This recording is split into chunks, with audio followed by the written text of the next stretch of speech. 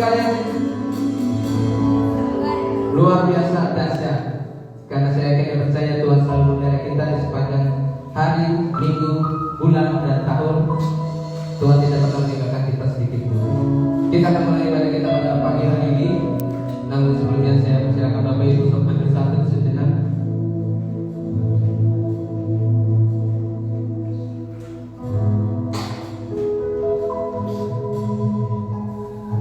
Amin. Bapak Ibu sekalian dipersilakan untuk bangkit berdiri. Kita berikan pujian sinar kemuliaan bagi nama Tuhan.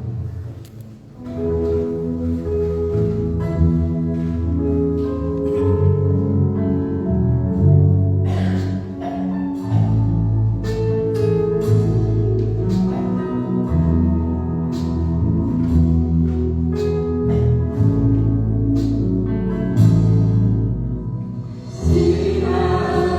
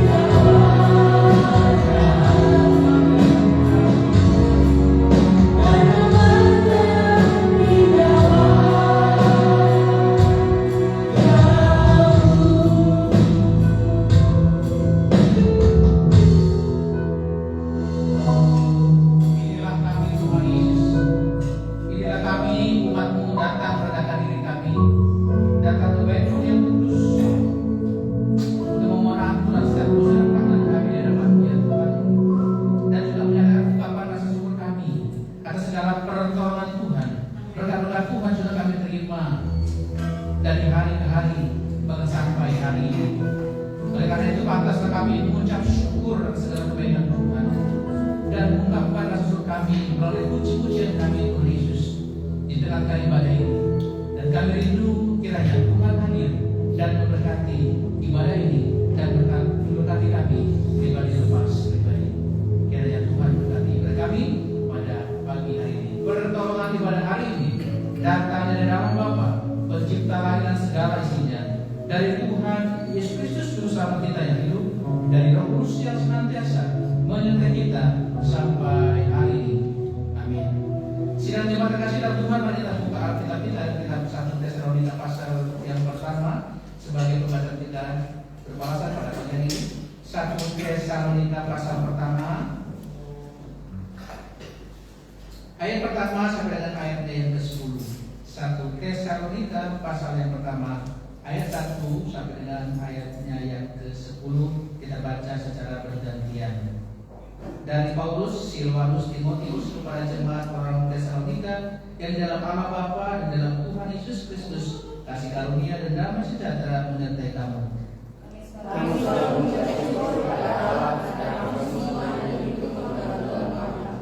Sebab kami selalu mengingat pekerjaan imanmu, usaha kasihmu dan ketekunan pengharapanmu kepada Tuhan kita Yesus Kristus di hadapan Allah dan Bapa kita.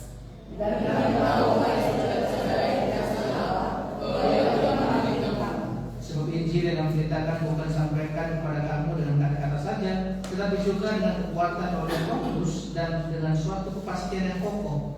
Memang kamu tahu bagaimana kami bekerja di antara kamu oleh karena kamu.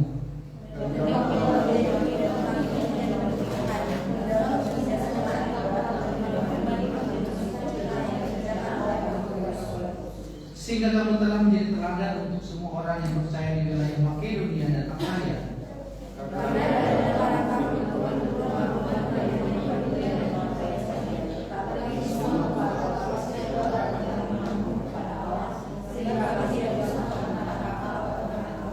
Sebab mereka sendiri bercerita tentang kami, bagaimana kami kamu sambut dan bagaimana kamu berbalik dari berhala-berhala kepada Allah untuk melayani Allah yang hidup dan yang benar. Dan untuk menantikan kedatangan anaknya dari surga yang baik dari orang mati menjadi Yesus yang amin. Kita akan mengucap pengakuan iman rasuli kita sebagaimana orang percaya di segala abad mengucapkan pengakuan iman rasuli.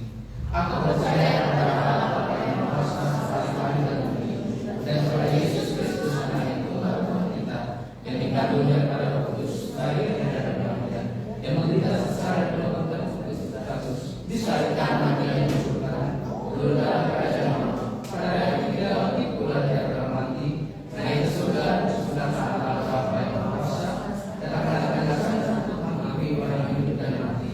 Aku percaya pada Roh Kudus, yang kudus dan terang, persekutuan Roh Kudus, pengampunan dosa, kebangkitan dari yang dan hidup yang kekal. Amin. Selalu kembali.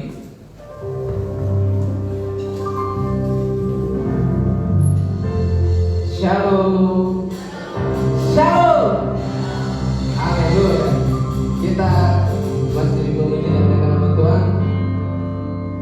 Di minggu kedua di bulan Maret, kita senantiasa untuk selalu memuji dan mengenang nama Tuhan. Kita mulai ujian ajar tubuh berdiam. Bapak Ibu dipersilakan untuk bangkit berdiri. Kita mulai ujian ajar tubuh berdiam.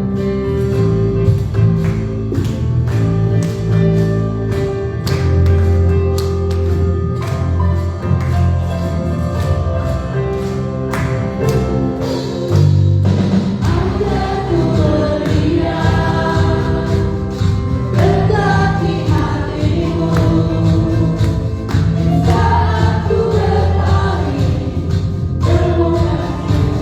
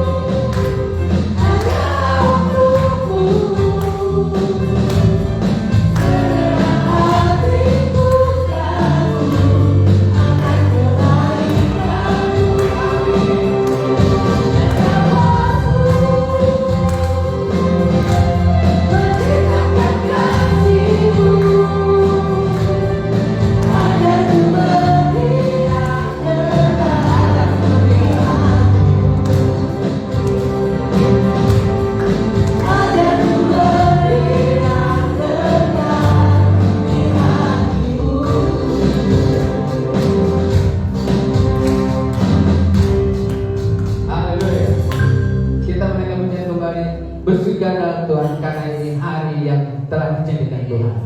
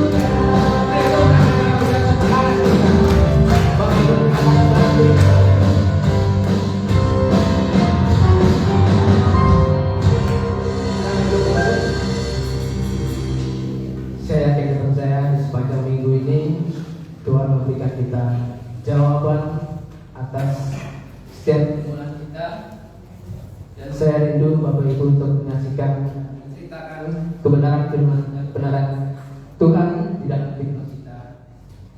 Mungkin ada Bapak Ibu yang ingin menceritakan kisah di dalam kehidupannya dan membagikan kepada kita semua.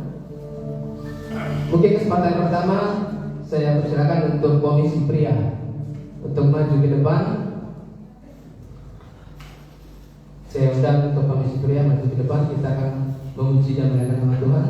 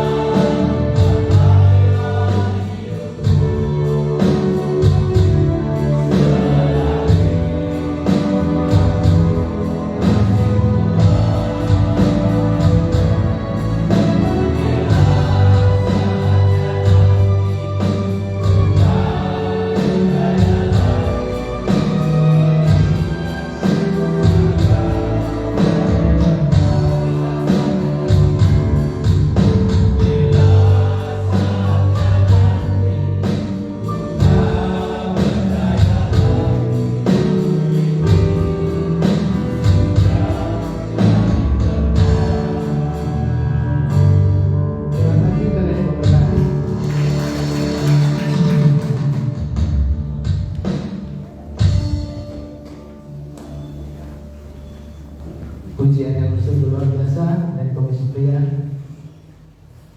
Mungkin ada lagi dari Bapak Ibu yang begitu menyaksikan kita kasih Tuhan.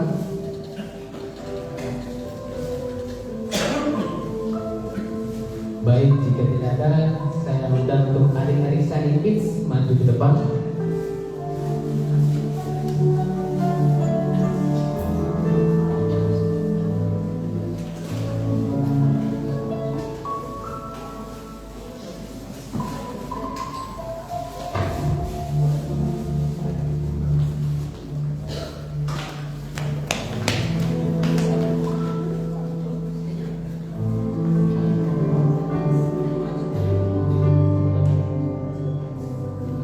Shout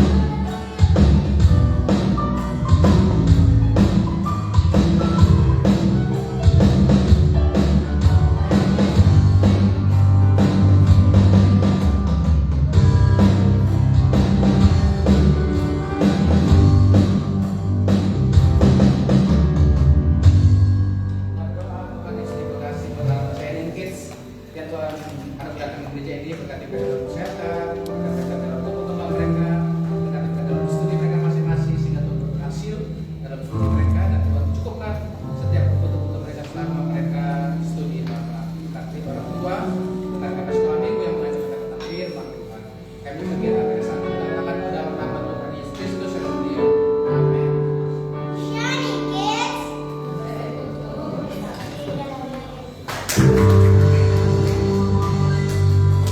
Terima kasih.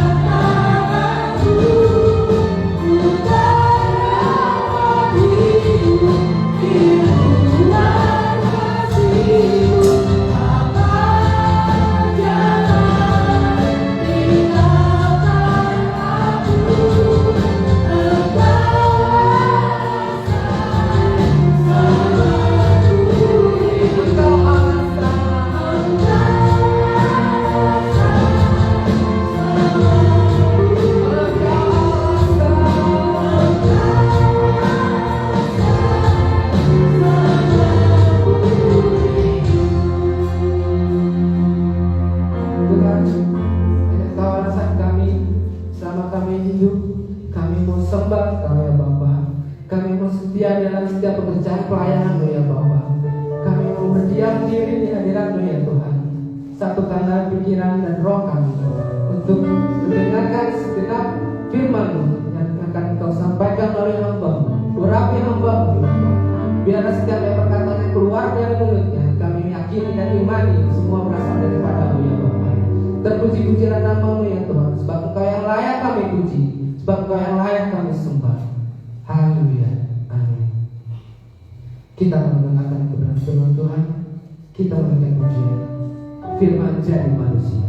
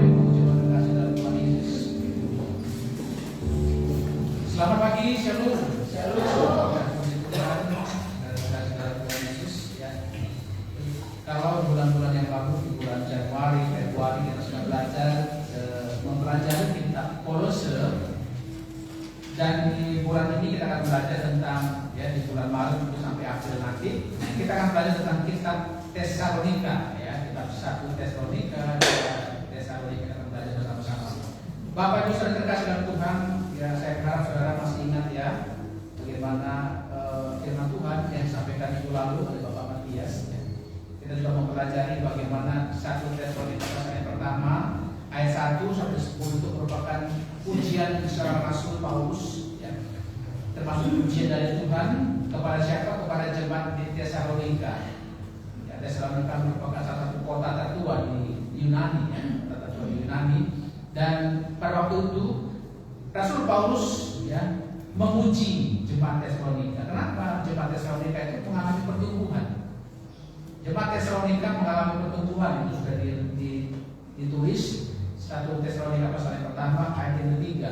Ya, Rasul Paulus memuji pertumbuhan jemaat Tesalonika. Apa yang dipuji? Tentang pekerjaan imanmu, tentang usaha kasihmu, tentang pengharapanmu, ketekunanmu kepada Tuhan. Artinya jemaat Tesalonika mengalami pertumbuhan yang luar biasa.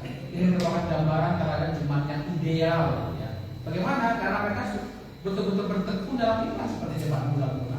Mereka bertekun dalam kasih seperti jemaat mula-mula. Bahkan mereka bertekun di dalam pengharapan mereka kepada Kristus. Saudara terkasih dalam Tuhan, oleh karena pertumbuhan itulah jemaat Tesalonika, ya, semua terlibat di dalam melayani Tuhan. Sehingga Rasul Paulus, ya, menuliskan suratnya bahwa perlu memberikan nasihat tentang konsep pelayanan. Rasul Paulus memberikan konsep pelayanan karena semua jemaat sudah terlibat dalam pelayanan. Saudara kemarin terbuka bagaimana konsep pelayanan yang disampaikan oleh oleh Rasul Paulus dalam 1 Tesalonika pasal yang kedua, ya, sambungan yang tadi yang kita sudah baca. 1 Tesalonika pasal yang kedua ayat 1 sampai dengan ayat yang ke-12. Mari kita buka 1 Tesalonika pasal yang kedua ayat 1 sampai dengan ayat yang ke-12. Kita akan belajar tentang konsep pelayanan yang disampaikan oleh Rasul Paulus kepada jemaat di Tesalonika. 1 Tesalonika pasal 2 ayat 1 sampai 12. Kembali saya minta saudara kita baca secara bergantian. Pelayanan Paulus di Tesalonika. Kamu sendiri pun memang tahu, saudara-saudara, bahwa kedatangan kami di antaramu tidaklah sia-sia.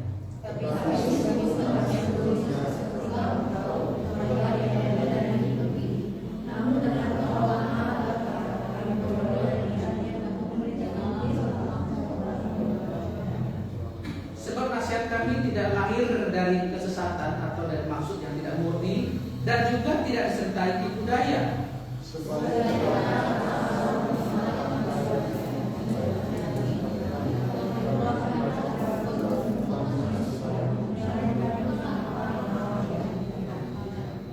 Karena kami tidak pernah bermulut manis, hal itu kamu ketahui, dan tidak pernah mempunyai maksud loba yang tersembunyi. Allah adalah saksi.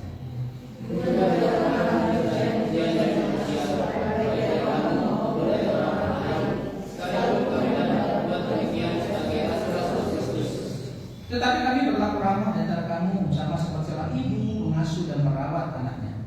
Demikianlah kami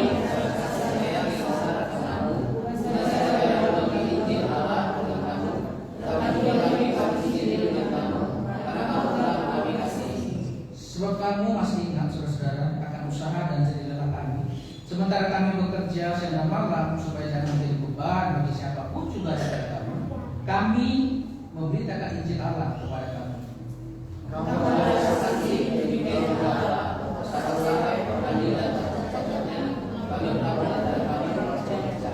Kamu tahu betapa kami seperti bapa terhadap anak-anaknya telah menasihati kamu dan menguatkan hatimu seorang demi seorang.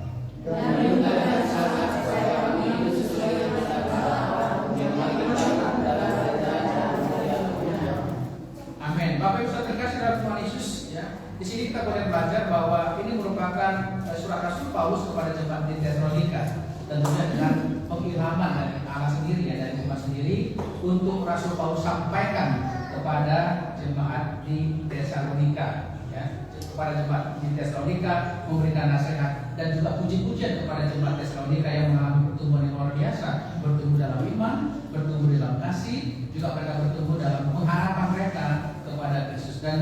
Tesalonika semua terlibat dalam pelayanan, dan Rasul Paulus perlu memberikan nasihat tentang konsep pelayanan supaya apa? Supaya pelayanan yang mereka kerjakan tidaklah sia-sia, supaya pelayanan yang mereka kerjakan betul-betul sesuai berjalan sesuai dengan kehendak Tuhan, ya, bukan sesuai dengan kehendak manusia, tapi berjalan sesuai dengan kehendak Tuhan. Dan saudara terkasih dalam Tuhan, kita akan boleh belajar bagaimana konsep pelayanan, bagaimana teladan pelayanan yang disampaikan Rasul Paulus kepada jemaat di Tesalonika. Ya, apa yang perlu kita ingat, apa yang perlu disadari jemaat Tesalonika? Ya, bagi kita juga sebagai jemaat modern saat ini, itu juga ada nasihat-nasihat. Ya, nasihat yang disampaikan oleh Rasul Paulus kepada jemaat Tesalonika, tentunya saya percaya bahwa juga berlaku ya kepada kita. Pada siapa? Kepada jemaat yang hidup di masa kini. Yang pertama, kita akan pelajari tentang pasal yang pertama, pasal yang kedua tadi, ayat 1 sampai dengan ayat yang kedua, saudara. Kita kalau kita mempelajari ini, saya simpulkan ini berbicara tentang visi, ya, saudara. Berbicara tentang visi. Ayat yang pertama sampai dengan ayat yang kedua dikatakan, kamu sendiri pun tahu, saudaraku, bahwa kedatangan kami di antaramu tidaklah sia-sia. Tetapi sungguh pun kami sebelumnya, seperti kamu tahu, telah dianiaya, telah dihina di Filipi. Namun dengan pertolongan Allah, kami beroleh keberanian untuk memberitakan Injil kepada kamu dalam perjuangan yang berat. Saudara, kalau kita ingin melihat bagaimana sih penganiayaan terjadi di Filipi, saudara bisa buka itu di Kisah Para Rasul pasal yang ke-17, ya. Kisah Para Rasul pasal 16, Kisah Para Rasul pasal yang ke-17 itu merupakan cerita tentang pengalaman Rasul Paulus dan rekan-rekan yang lain, hamba yang lain, bagaimana mereka mengalami penganiayaan, ya, mengalami penjara ketika mereka melayani, ya, ketika mereka membuka pos PI, ketika mereka melakukan penginjilan di kota Filipi. Dan Rasul Paulus menyaksikan mereka mengalami penganiayaan, mereka mengalami penjara, ya, perjuangan yang cukup berat kami alami pada waktu kami melayani di kota Filipi. Itu yang saya oleh Rasul Paulus. Artinya apa? Ini saudara tentang konsep pelayanan, berbicara tentang visi. Kita yang sudah terlibat dalam pelayanan, ya, firman Tuhan ingatkan bahwa kalau kita bicara tentang visi, berarti apa? Bagi kita yang terlibat dalam pelayanan, menyadari bahwa pelayanan itu adalah panggilan, saudara. Ya. Pelayanan itu panggilan. Ya. Panggilan dari siapa? Panggilan dari Tuhan. Jadi kalau bicara tentang visi, tentang panggilan Allah dan depan kita, dan bagi kita terlibat dalam pelayanan, kita harus menyadari juga, kita harus menyadari bahwa pelayanan yang kita kerjakan hari ini, ketika saudara terlibat dalam pelayanan, itu adalah panggilan Tuhan di dalam kehidupan kita. Ya, panggilan Tuhan di dalam kehidupan kita. Sehingga Rasul Paulus mengatakan, ketika dia dianiaya, ketika dia dihina di Filipi, ya, ketika dia harus berjuang berat, ya, dia tidak lari dari pelayanan dia, karena dia menyadari bahwa panggilan yang ada dalam kehidupan dia, ya, adalah panggilan dari Tuhan. Saudara tahulah bagaimana kisah masa lalu dari Rasul Paulus, ya. Rasul Paulus itu merupakan ketua front pembela Yahudi, ya. Ketua front pembela Yahudi, ya, musuhnya, gitu, ya. Ketika ada orang Kristen melakukan penginjilan, dia paling benci itu kepada Injil, dia paling benci pada rasul-rasul, dia paling benci pada orang Kristen. Tapi luar biasa ketika dalam perjalanan ke Damaskus, ya, dia tiba-tiba mengalami perjumpaan dengan Tuhan. Dan perjumpaan itulah yang mengubah kehidupan Rasul Paulus menjadi rasul yang luar biasa, ya. Bahkan menjadi rasul yang luar biasa dari antara para rasul-rasul yang lainnya, saudara. Ya, Rasul Paulus begitu luar biasa, begitu begitu banyak pos-pos PI, begitu banyak gereja-gereja yang didirikan oleh Rasul Paulus. Kenapa? Karena dia menyadari bahwa ketika dia terlibat, ketika dia dipanggil Tuhan untuk melayani, itu merupakan panggilan Tuhan di dalam kehidupan dia. Ini yang perlu kita sadari sebagai jemaat, sebagai umat yang juga terlibat dalam pelayanan. Seperti Rasul Paulus menasihatkan bahwa kita harus menyadari bahwa pelayanan itu adalah panggilan. Kita perlu belajar juga mengapa kita harus melayani Tuhan. Next, mengapa kita harus melayani Tuhan? Saudara, kita sebagai umat Tuhan yang sudah diselamatkan, kenapa kita harus melayani Tuhan? Ya. Kadang-kadang oleh karena banyak orang Kristen yang bergereja, yaitu gereja-gereja besar begitu, karena mereka nggak ada tuntutan untuk terlibat dalam pelayanan. Kenapa? Karena ketika mereka terlibat dalam pelayanan, ya, mereka akan dibebankan sesuatu hal tentang pelayanan, sehingga banyak orang berbondong-bondong ke gereja-gereja besar yang hanya cukup menjadi penonton, nggak mau mereka dilibatkan. Kenapa? Karena ketika mereka dilibatkan dalam pelayanan, ya, mereka akan tambah beban.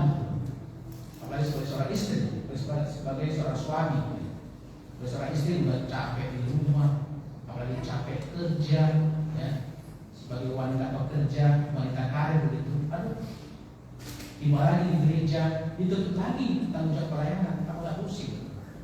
Biasanya, ya, gereja-gereja yang apa namanya itu, gereja-gereja kecil, sedang itu jemaatnya semua terlibat dalam pelayanan. Ya, tapi kalau sudah gereja besar itu orang tertentu. Bahkan gereja-gereja tertentu itu ya tidak melibatkan jemaat untuk melayani. Biasanya itu adalah mereka menyewa IO pelayanan. Jadi biasanya itu WL itu adalah yang WL yang dibayar, singer yang dibayar, pemain keyboard yang dibayar, semua dibayar. Ya, artinya apa? WL itu adalah WL profesional, singer profesional, pemain keyboard profesional. Ya, yang mereka sudah betul-betul berlatih, ya, berlatih betul-betul dalam profesi mereka. Sehingga ya mereka menjadi menjadi pelayan bayaran gitu. Dan itu dikerjakan biasanya gereja-gereja yang besar-besar seperti itu ya. Kenapa ya? Karena sulit sekali itu mengajari jemaat untuk terlibat dalam pelayanan ya. Karena waktu mereka juga, ya, karena waktu dan belum tentu mungkin suara mereka juga bagus gitu. Daripada capek-capek untuk ngajarin jemaat gitu, dia mendingan kami menyewa. Jadi sekarang di Jakarta itu ya, ada IO secara khusus, bukan hanya IO pernikahan, ya, IO khusus pelayanan gereja, pelayanan minggu, pelayanan doa. Ya, saya punya kenalan, ya, khusus dia WL. Satu hari ini dia bisa 6 kali. Ya. Jam subuh dia di Payawan, nanti jam 8 dia di Central Park, jam 9 di daerah Meruya, pokoknya ini. Sore bisa dia di Sentul sana gitu ya. Bisa 6 kali dia di WL. Tapi dia bukan anggota jemaat itu. Memang spesialis menjadi WL di gereja-gereja besar gitu ya. Katanya berapa itu? Ya cukup lumayan juga. Ya, cukup lumayan juga mereka. Karena mereka kan spesialis profesi menjadi WL gitu. Seperti itulah saudara terkasih. Sehingga yang puji Tuhan, Rasul Paulus mengingatkan jemaat di Tesalonika bahwa ternyata buat seluruh jemaat Tesalonika ini terlibat dalam pelayanan. Tetapi Rasul Paulus ingatkan mengajar tentang bagaimana sih konsep pelayanan. Mengapa umat harus melayani Tuhan? Yang pertama kita boleh belajar bersyukur atas anugerah keselamatan yang telah kita terima. Jadi saudara, mengapa kita harus melayani? Ya, khususnya dalam gereja lokal adalah bentuk rasa syukur kita atas keselamatan yang Tuhan berikan. Itu yang pertama, poin pertama. Mengapa sih kita harus dilibatkan dalam pelayanan? Mengapa kita harus melayani Tuhan dalam gereja lokal? Karena itu merupakan bentuk rasa syukur kita atas keselamatan yang Tuhan telah karuniakan dari kita. Bentuk rasa syukur kita atas keselamatan yang Tuhan berikan dalam kehidupan kita. Saudara, kalau kita membuka dalam Efesus pasal yang kedua ayat 8 sampai 10 ya. Dikatakan firman Tuhan bahwa ayat 8 Efesus pasal yang kedua 8 sampai 10 ya. Firman Tuhan mengatakan bahwa sebab karena kasih karunia kamu diselamatkan oleh iman. Itu bukan hasil usahamu tetapi pemberian Allah. Itu bukan hasil pekerjaanmu, jangan ada orang yang mengatakan ini. Dan 10 karena kita ini buatan Allah, diciptakan dalam Kristus Yesus untuk melakukan pekerjaan baik yang dipersiapkan Allah sebelumnya, yang mau supaya kita hidup di dalamnya. Jadi saudara, kata pekerjaan baik ini merupakan adalah pelayanan yang mau kita terlibat di dalam pelayanan.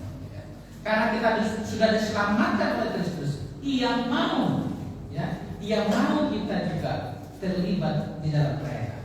Ya, Yang pertama kita mulai belajar mengapa sih kita harus dilibatkan dalam pelayanan, adalah bentuk rasa syukur kita atas keselamatan yang Tuhan telah nyatakan dalam kehidupan kita. Yang kedua, mengapa kita harus melayani Tuhan? Membuktikan cinta kasih kita kepada Tuhan. Ya, kita melayani. Saudara, ketika saudara sebagai seorang pekerja profesional, bentuk cinta saudara kepada perusahaan, berarti saudara kan melayani. Melayani sesuai dengan profesi saudara. Melayani sesuai dengan job desk yang diberikan oleh perusahaan saudara. Itu kata pelayanan.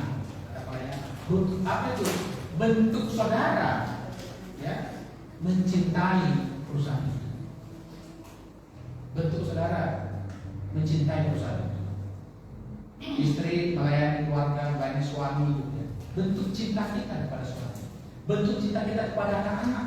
Mengapa anak kita sekolahkan dan kita sampai perguruan tinggi? Waduh, begitu banyak dia yang diperlukan, ya. Tapi itu bentuk cinta kita kepada anak-anak. Istri begitu mencintai suaminya. Bagaimana suami yang dulu ganteng sekarang sudah berubah, ya, sudah berubah. Dulu ada banyak berubah terjadi kepada suami, gitu, ya. Tapi cinta nggak pernah pudar, ya. Karena itulah bentuk cinta kita sampai maut memisahkan. Apalagi diingatkan janji pernikahan, ya, sampai maut memisahkan. Menerima engkau, Lukis nanti ingat, ya, janji pernikahan kepada Pak Revi. Aku menerima engkau sebagai suamiku yang sah dari Tuhan dan Jemaat. Ya, waktu sehat maupun sakit, ya, waktu miskin maupun kaya, waktu langsing atau langsung, ya, waktu punya gigi atau tidak, ya. Banyak hal, tapi itu bentuk cinta kita, bentuk cinta kita sampai mau memisahkan. Memang ada rasa kecewa. Berjalannya waktu,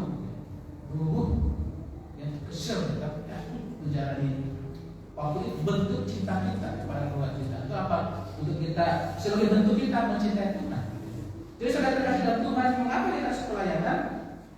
Membuktikan bentuk cinta kita, bentuk cinta kita kepada Tuhan. Itu yang kedua. Yang ketiga, apa? Mengapa kita harus melayani Tuhan? Karena hidup kita bukan milik kita lagi. Karena hidup kita bukan milik kita lagi. Hidupku bukannya aku lagi, tapi Kristus dalamku. Ya, itu itu. Sehingga Rasul Paulus juga mengingatkan dalam Galatia 2:20, namun aku hidup, tetapi bukan aku lagi yang hidup, ya, tetapi Kristus yang hidup dalam aku. Makanya aku melayani Tuhan. Ya. Ingat saudara, kita sudah beroleh penebusan dalam Kristus atas dosa-dosa kita. Sehingga ingat, hidup kita ini bukan lagi milik kita, tapi milik Kristus. Oleh karena itu, ya, permuliakan hidup kita ini memuliakan Tuhan. Salah satunya adalah melayani Tuhan. Ya. Salah satunya melayani Tuhan. Ya. Ada banyak hal bagaimana kita mempermuliakan Tuhan. Oleh karena itu, mari kita menyadari bahwa pelayanan adalah panggilan Tuhan atas kehidupan kita. Bagi siapa? Bagi orang yang sudah diselamatkan oleh Tuhan, sebagai bentuk tanda syukur kita kepada Tuhan. Maka kita melayani. Mengapa kita harus melayani? Bentuk cinta kita, bukti cinta kita kepada Tuhan yang sudah menyelamatkan kehidupan kita. Yang ketiga, mengapa kita harus melayani? Kita harus menyadari bahwa hidup kita bukan lagi untuk diri kita sendiri, ya, tetapi untuk mempermuliakan nama Tuhan. Dengan apa? Dengan melibatkan diri kita untuk melayani Tuhan, ya, melibatkan diri kita untuk melayani Tuhan. Yang kedua, kita mulai belajar apa yang disampaikan oleh Rasul Paulus tentang konsep pelayanan yang disampaikan kepada jemaat Tesalonika dan juga tentunya kepada kita yang kita bisa juga terapkan juga dalam kehidupan berjemaat masa kini. Yang kedua, pada ayat ketiga sampai ayat yang ke-6 dikatakan bahwa ini berbicara tentang misi. Berbicara tentang misi, saudara. Ayat yang ketiga sampai ayat yang ketiga saya bacakan supaya ketiga, sebab nasihat kami tidak lahir dari kesesatan atau dari maksud yang tidak murni dan juga tidak disertai budaya, Sebaliknya karena Allah telah menganggap layak untuk mempercayakan Injil kepada kami, karena itulah kami berbicara bukan untuk menyembuhkan manusia, melainkan untuk menyembuhkan Allah yang menguji hati kita. Dan yang kedua, saudara, bicara tentang misi. Tadi bicara tentang visi. Yang kedua bicara tentang misi, bahwa kita yang terlibat dalam pelayanan, kita sudah mengambil bagian dalam pelayanan, menyadari bahwa pelayanan itu adalah menyenangkan hati Allah. Berbicara tentang misi, kita harus menyadari bahwa pelayanan yang kita kerjakan bukan untuk menyenangkan hati manusia, ya, tetapi tujuannya adalah untuk menyenangkan hati Allah. Rasul Paulus ya untuk memberikan kesaksian, memberikan pernyataan, memberikan statement ya tentang konsep pelayanan. Dikatakan bahwa kami memberikan nasihat. Nasihat yang diberikan bukan lahir dari kesesatan untuk menyembuhkan dia. Nasihat yang diberikan bukan lahir dari kesesatan. Saudara, hari-hari ini begitu banyak gereja ya, bahkan jemaat yang disesatkan. Rasul Paulus mengingatkan, kami lahir, ya, kami berikan nasihat, pengajaran kami untuk menyenangkan hati Tuhan. Pengajaran kami bukan pengajaran sesat, bukan lahir dari kesesatan. Itu yang pertama, Rasul Paulus mengingatkan. Dan tujuan kami melayani, ya, tujuan kami murni. Maksud atau tujuan kami adalah murni, semata-mata oleh karena panggilan Tuhan. Berapa banyak jemaat karena Tuhan ketika dia terlibat dalam pelayanan, ketika dia melayani Tuhan, berapa banyak yang tidak murni lagi, punya motivasi keliru di dalam melayani Tuhan. Rasul Paulus mengingatkan bahwa kami juga dalam pelayanan tidak disertai tipu daya, bukan tipu-tipu dalam pelayanan. Saudara, tentunya kita pernah tahu ya, pernah terjadi ada hamba Tuhan yang luar biasa melakukan penyembuhan, bahkan membangkitkan orang mati. Ya, terjadi di Afrika, Ada seorang yang sudah dimasukkan ke dalam peti, ya. Di sini di altar begini, semua jemaat menangis. Ya. Hamba Tuhan bilang, "That in the name of Jesus." Bangkit. Tiba-tiba itu bangkit. Ya, bangkit itu. Jemaat sudah meninggal ini. Semua bersorak-sorai. Ya, muncul kekaguman kepada Bapak ini. Kekaguman yang luar biasa sekali. Banyak orang sakit yang disembuhkan, banyak orang bahkan yang mati di dalam peti gitu ya, sudah di dalam peti bisa bangkit lagi. Tapi suatu ketika ya polisi mencurigai praktek-praktek pelayanan seperti ini. Ketika ditelusuri ya, bahwa orang-orang yang sakit yang katanya disembuhkan itu adalah orang-orang dia yang pura-pura sakit, bersaksi. Ya, saya belum sakit di sini tinggal sekarang oleh karena Yesus lah saya disembuhkan. Ternyata itu adalah kelompok-kelompok. Ya, dia itu punya tim pelayanan, ya, tim rahasia pelayanan. Di sudut sana ada yang sakit, dalam nama Yesus sembuh katanya, sembuh. Mari ke depan. Siapa nama itu? Yang ini. Kenapa saya sakit? Tinggal saya sakit Pak. Siapa yang menyembuhkan? Yesus sembuhkan. Ya. Ternyata polisi sudah mengetahui itu semua. Ternyata itu semua adalah apa? Tipu daya. Itu adalah tim pelayanan. Dan orang yang mati, yang perempuan itu mati di dalam itu bukan mati sebenarnya. Ya. Itu adalah hidup. Ya, ngeri ya pelayanan seperti itu. Ya, jika polisi menangkap itu pendeta yang aku jadi pendeta, aku melakukan penipuan, ya, penipuan publik, ya, tapi itu penjara dia, ya, sampai segitunya saudara, ya, pelayan yang terjadi orang tersebut. Rasul Paulus menasihatkan kami melayani, bukan disertai dengan tipu daya. Bisa saja mereka membuat tipu daya. Tapi Rasul Paulus mengatakan kami tidak pakai tipu daya. Ajaran kami murni untuk menyenangkan Tuhan. Dan dikatakan ketika kami melayani itu kan bukan untuk menyumbangkan hati manusia, tapi kami menyumbangkan hati Allah. Rasul Paulus juga mengingatkan bahwa kami melayani tidak pernah berburuk manis. Kami tidak pernah berbulut manis. Rasul Paulus dan kata-kata lain bertemu dengan raja-raja yang belum mengenal Yesus. Ketika mereka sudah mengalami pertobatan, mereka mulai melayani. Gak perlu mereka mendekati raja yang sudah selamatkan untuk mendapatkan cuan, untuk mendapatkan uang lebih, materi lebih. Rasul Paulus mengingatkan bahwa mereka gak pernah berbulut manis di dalam melayani Tuhan. Saya beberapa kali khotbah saudara diundang untuk wali kota di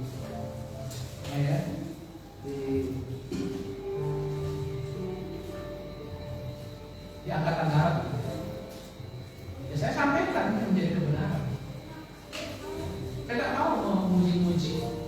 Ya, ini saya sampaikan bahwa sebagai anggota TNI kita harus sebagai anak Tuhan, anggota TNI kita harus berintegritas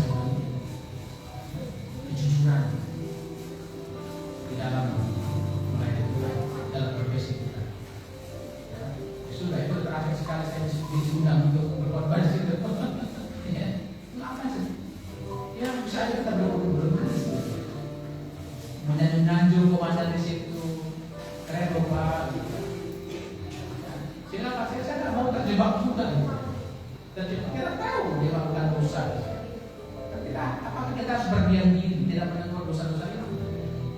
Saya sampaikan bahwa integritas sebagai anak Tuhan, sebagai anggota polisi, sebagai anggota TNI, kita harus tahu bagaimana profesi kita yang kita adakan kali ini adalah profesi untuk mempermuliakan nama Tuhan. Jangan pernah kita melakukan korupsi, jangan pernah kita melakukan korupsi, melakukan markup bahan-bahan pengadaan.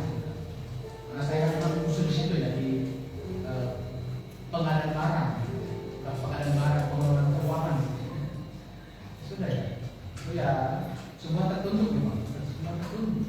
Tapi yang kebenaran disampaikan, kebenaran disampaikan. Rasul Paulus menyampaikan bahwa kami melayani tidak pernah berbulut manis. Dikatakan kami tidak pernah bermaksud loba. Apa yang loba? Mencari keuntungan, keuntungan materi. Berbicara tentang keuntungan materi, Rasul mengingatkan seperti itu. Dan kami tidak pernah cari puji-pujian manusia, kata puji.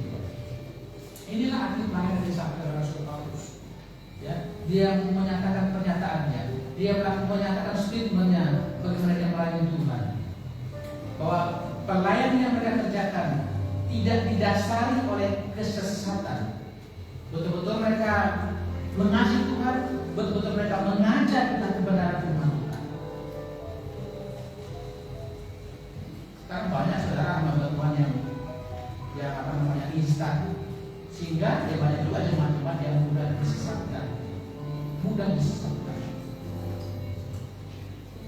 Saya pernah menyampaikan ya, ada sebuah gereja ketika saudara masuk di sebuah gereja tertentu, ya, saudara harus mencium sebuah batu yang katanya pernah, ya, sebuah batu yang pernah katanya dijamah oleh Yesus, sehingga semua jemaat yang pada waktu masuk gereja itu saudara wajib mencium batu itu. Ini udah kayak agama lain ya, mencium batu, wajib mencium batu itu, ya, baru masuk ke gereja, ke ruangan gereja. Kita banyak sahabat saudara, tapi ada banyak kan jemaatnya banyak, ya jemaatnya banyak. Tetapi kan motivasinya ya, mereka lahir dari kesesatan. Ada banyak motivasi di balik semua.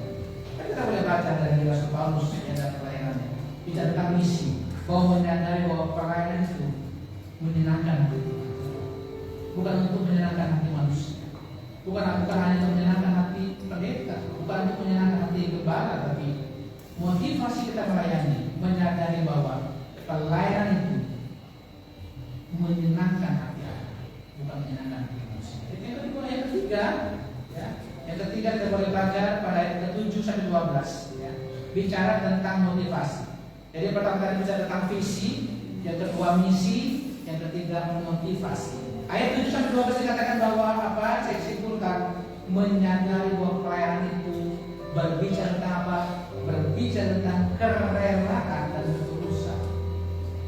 Pelayanan itu berbicara tentang apa? Bicara tentang kerelaan dan ketulusan. Ayat yang ke-7 dikatakan, ya, tetapi kami berlaku ramah di antara kamu, sama seperti seorang ibu mengasuh dan merawat anaknya. Demikianlah kami dalam kasih sayang yang besar akan kamu, bukan saja rela membagi Injil Allah dengan kamu, tapi juga hidup kami sendiri dengan kamu, karena kamu telah kami kasih. Sebab kamu masih ingat, saudara, akan usaha dan jadi lelah kami, sementara kami bekerja siang malam, supaya jangan menjadi beban bagi siapapun juga negara kamu. Kami memberikan Injil Allah kepada kamu. Next, ini yang ketiga, ya, saudara, motivasi. Berbicara tentang motivasi, menyadari bahwa pelayanan itu berbicara tentang kerelaan dan ketulusan. Apa yang disampaikan oleh Rasul Paulus? Terhadap apa yang disampaikan oleh Rasul Paulus dalam pelayanan? Ya. Rasul Paulus ini, ya, ramah dalam pelayanan. Memang dia tegas. Selain tegas, tetapi dia ramah. Aku ramah. Dikatakan ayat yang ke-7, ya. Aku berlaku ramah di antara kamu. Ya. Saudara, sebagai teman Tuhan, ketika ada jemaat yang baru, bingung-bingung, ya, saudara dipanggil untuk berlaku ramah. Kalau ada jemaat baru, jangan cuekin, ramah. Ya. Biasanya ada jemaat baru, ya, nggak pernah ditegur oleh jemaat yang lain, jemaat yang lama, dia kabur dia. Ternyata begini toh gereja itu nggak ramah-ramah, anggotanya nggak ramah, jemaatnya nggak ramah, manusia nggak ramah, ya kabur dia. Bagaimana gereja akan menjadi berkat? Kenapa? Ada keramahan. Melihat orang sinis, ya. Dilihat dari ujung kaki sampai ujung rambut, siapa ini? Orang baru dari mana ini? Ada saya orang seperti itu, ya. Karena kita sapa, sambut dengan baik. Dengan apa? Dengan penuh keramahan.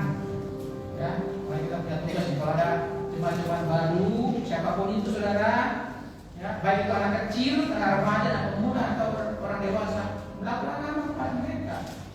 Itu juga bentuk pelayanan kita. Yang kedua, ayat 8, penuh dengan kasih sayang. Ya. Bicara tentang kasih.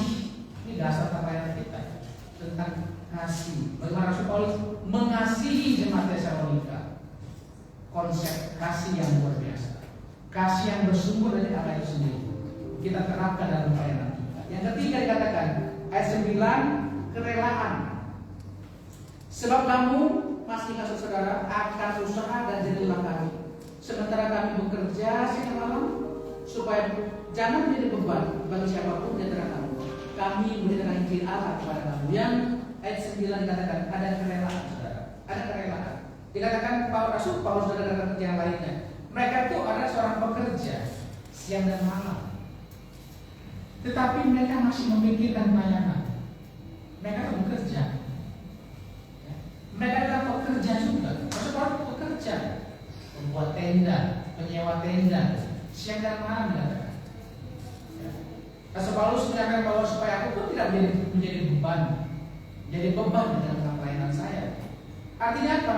Rasul Paulus ini capek sebenarnya, bekerja semalam, tapi dia masih sempat mengingat tanggung jawabnya melayani Tuhan. Begitu indah, ya. Bagaimana dengan kita? Tetapi itu adalah pekerja, tetapi jangan lupa, saudara. Bagi saudara yang dipanggil pelayanan, saudara masih punya tanggung jawab untuk melayani. Sekalipun saudara, ya, memang itu bekerja untuk bukan kita setiap hari, tapi terhadap Rasul luar biasa. Dia seorang pekerja, dia merasa capek memang. Tapi ketika ada tanggung jawab, ketika ada panggilan pelayanan, Rasul Paulus tetap mengerjakan itu, tetap mengerjakan itu. Saudara, mereka sedang bukan menjadi terhadap Paulus sekali, ya. Dan saya cukup acung jempol untuk mengakui ketika jemaat yang sudah bekerja, ya, sering sampai Sabtu bahkan, yang mereka pulang jam 5 sore gitu, ya. Tapi mereka masih ingat pelayanan itu. Saya kira itu hal yang luar sekali, ya. Hal yang luar sekali ketika mereka, saya tahu ibu ini sampai capek juga dalam pekerjaannya, masih ingat aja tugas jadwalnya melayani itu. Saya kira saya jempol kepada orang seperti itu. Ya, sekali merasa capek dia pulang kerja dengan segala pikirannya, deadline dari perusahaannya, tapi dia masih ingat, ya, tugas-tugasnya sebagai MC, kita sudah sempat membawa renungan, ya. Kenapa? Dia ada kerelaan, melayani Tuhan. Ayat 10 ada kesaksian yang baik. Ayat 11 ya saling menguatkan. Ini percaya saudara ya. Saling menguatkan antara satu dengan yang lainnya ya. Bukan saling menjelekkan dan saling menghakimi. Itu WL suaranya begitu kursi di WL. WL suaranya begitu kursi di WL. Mana Pak Batas ini single kok suaranya begitu palsu itu. Disuruh jadi saling menguatkan saudara. Ya, saling menguatkan kita ini semua ada terpabat ya, gereja lokal ya, apa yang saling memotivasi, yang saling menguatkan satu dengan yang lainnya. Karena apa yang kita nikmati di sini ya, dan kita semua itu ya, maupun apa suaranya paham ada itu saudara. Ya, ada kerelaan hati untuk melayani Tuhan ya, daripada tidak sama sekali, daripada tidak sama sekali.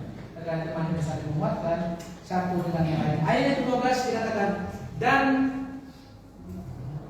meminta dengan sangat supaya kamu hidup sesuai dengan kehendak Allah yang memanggil kamu ke dalam kerajaan dan kemuliaan. Yang terakhir adalah ketaatan kepada Tuhan, ketaatan dalam menjalankan apa yang menjadi perintah Tuhan di dalam kehidupan kita, menjadi firman Tuhan yang kita mau lakukan dalam kehidupan kita. Saudara terkasih, kita sudah mulai belajar pada pagi hari ini tentang konsep pelayanan yang disampaikan oleh Rasul Paulus pada jemaat Tesalonika. Yang pertama bicara tentang apa? Bicara tentang visi. Menyadari pelayanan adalah panggilan. Yang kedua, misi. Menyadari bahwa pelayanan adalah untuk menyenangkan hati Tuhan. Yang ketiga, motivasi. Semuanya C. Ya, dari V, visi, M, misi, M, motivasi.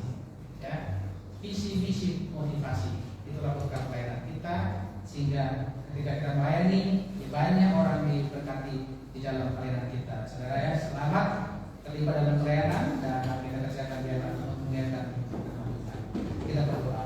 Bapa di surga, terima kasih yang beri kami kembali mengingatkan untuk terlibat dalam pelayanan. Mungkin kami sudah lama dalam pelayanan, tapi kami itu menjadi kami sadar bahwa itu kami pun agar kami dapat melibatkan diri kami dalam pelayanan Tuhan di gereja lokal. Terima kasih Bapak, mampukan kami untuk bisa lagi melayani Tuhan, bisa lagi memenuhi panggilan kami untuk melayani Tuhan. Karena kami menyadari bahwa kami sudah diselamatkan oleh Tuhan dan bukti cinta kami kepada Tuhan. Selalu berasa kami kepada Tuhan.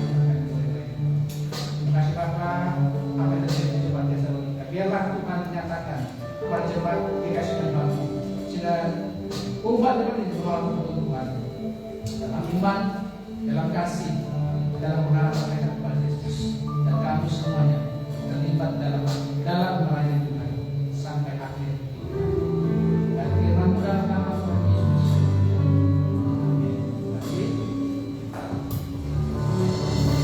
Terima kasih kepada saudara-saudara yang telah memberikan kebenaran firman Tuhan.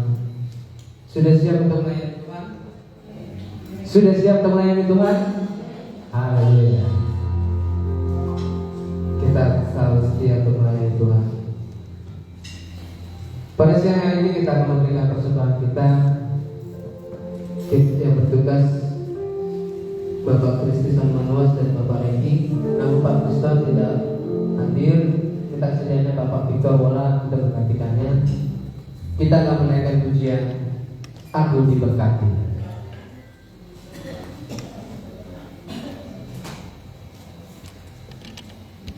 Boleh maju ke depan, kita berdoa dulu.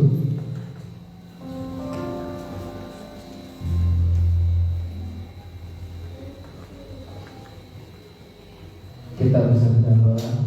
Segala puji dan syukur Tuhan, kami mau menaikkan kehadiran Bapak pada siang hari ini. Kami boleh dibenarkan oleh kebenaran firman-Mu untuk kami selalu setia melayani di dalam setiap pekerjaan di tempat ini Bapak.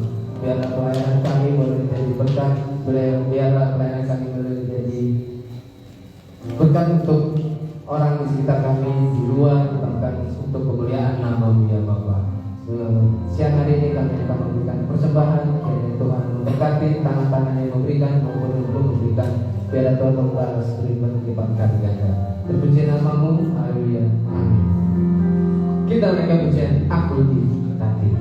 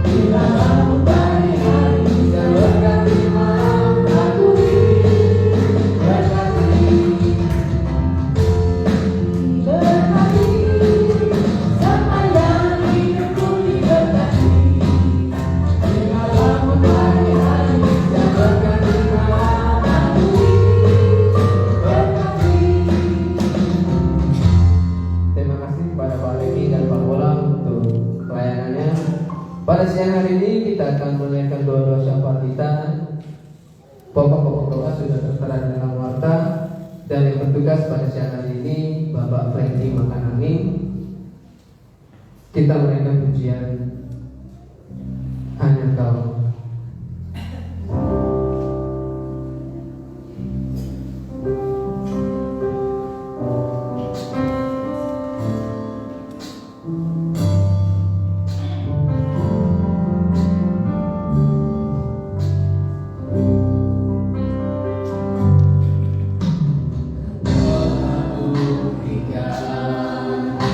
Cintamu padaku, kau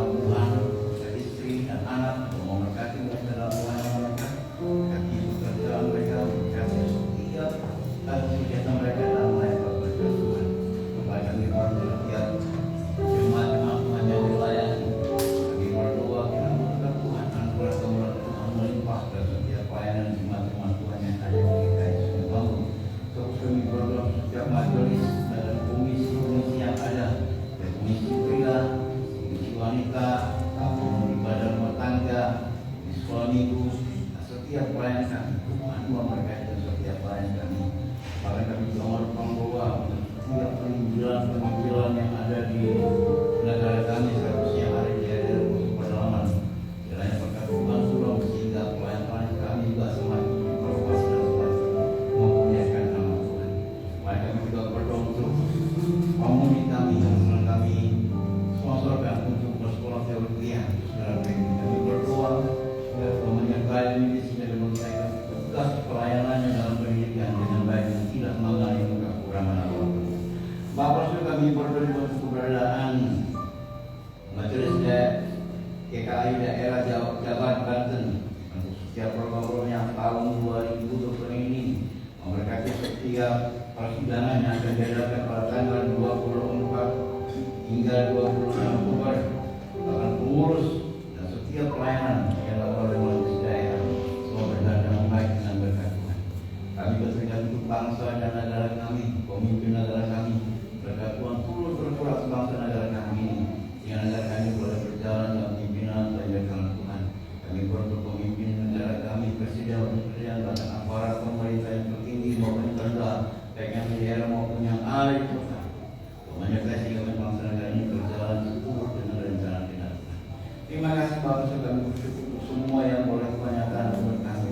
Setiap pertemuan kami percayakan semua tangan Tuhan, dan percayakan bahwa anugerah kemuliaan Tuhan tak pernah habisnya dalam kehidupan kami.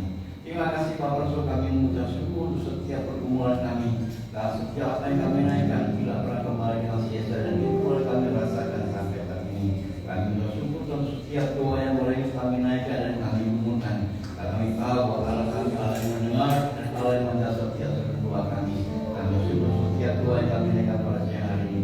Dan ajarlah kami untuk selalu berdoa seperti yang pun ajarkan para murid Tuhan. Maka kami bersyukur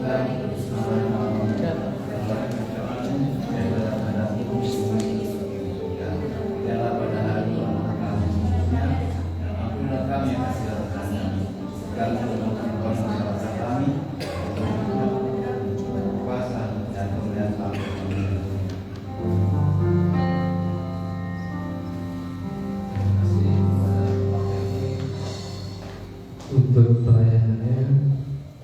Pada siang hari ini saya akan membacakan warta jemaat kita dan jadwal-jadwal ibadah kita selama seminggu ke depan.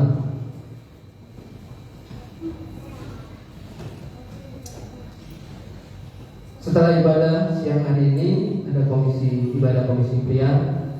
Pembawa firman Bapak Franky, MC-nya Saudara Victor, musik Saudara Joshua, doanya bersama. Di hari Kamis ada ibadah KTB bertempat di gereja Toko Raja Yoram, edisi Raja Yehuda, narasumber dan Ibu Gembala. Di hari Jumat tanggal 14 jam 7 malam ada ibadah keluarga bertempat di keluarga Bapak Reki, Bapak Jeki, Bapak Firman Bapak Gembala, MC-nya Ibu Yeni, musiknya Bapak Franky, doanya Ibu Cibolon, bunyinya Kesia. Di hari Sabtu tanggal 15 jam 4 sore ada ibadah komisi wanita bertempat di gereja Bapak Firman Ibu Sonia Usagaluh, MC-nya Ibu Dea, Ibu D, doanya Ibu Rahel, bunyinya Ibu Cibolon. Di jam 6 sorenya, jam 6 sorenya ada ibadah komisi pemuda bertempat di gereja Bapak Firman Bapak Gembala, tema ajak orang lain hidup berintegritas. Nasja terambil dalam 1 Samuel 15 ayat 1 sampai 26, MC-nya Gerard, musik Joshua. Ada yang terlewat di hari Rabu jam 7 malam ada ibadah doa bertempat di gereja Bapak Firman Bapak Gembala, MC-nya Ibu Rahel.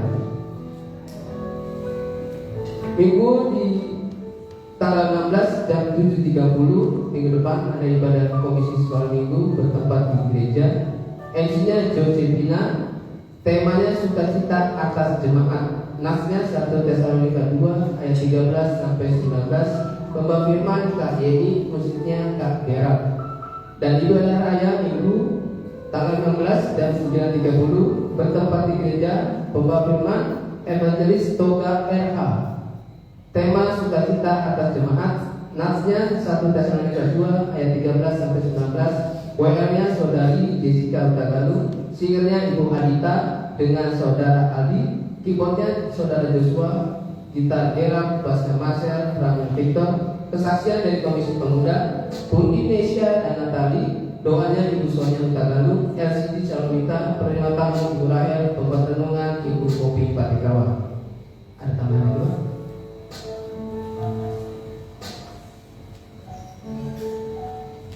Bapak Ibu terima kasih, ada tambahan kembali ya.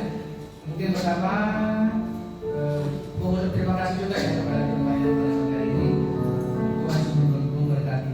Dukung terus ya untuk acara pasca kita di tanggal 1 Mei 2025 ya.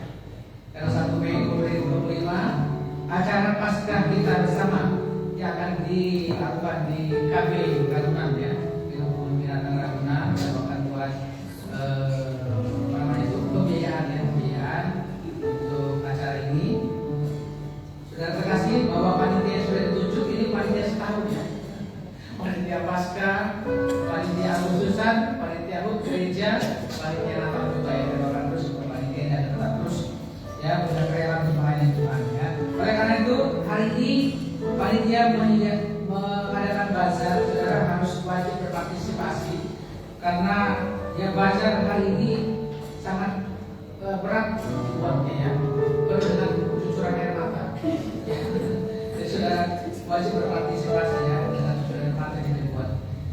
Dan yang selanjutnya, saudara jika ada di keluarga yang akan melakukan penyerahan anak, ya kita akan penyerahan anak pada Jumat Agung ya, setelah berjamaah kudus kita akan melakukan penyerahan anak. Atau ada yang ingin mendaftarkan pernikahan, ya saudara silakan ya, dapat menghubungi Bapak Matias ya, kalau ada penyerahan anak, pernikahan, ya silakan menghubungi Bapak Matias. Kira demikian berapa pengumuman? Jangan lupa ya panitia nanti ada nama. Terima kasih kepada Bapak Gembala untuk pengumumannya. Jemaat sekalian, kita akan mengakhiri ibadah kita pada siang hari ini. Dipersilakan untuk bangkit berdiri, kita menaikkan pujian. Maka jiwaku memuji-Mu.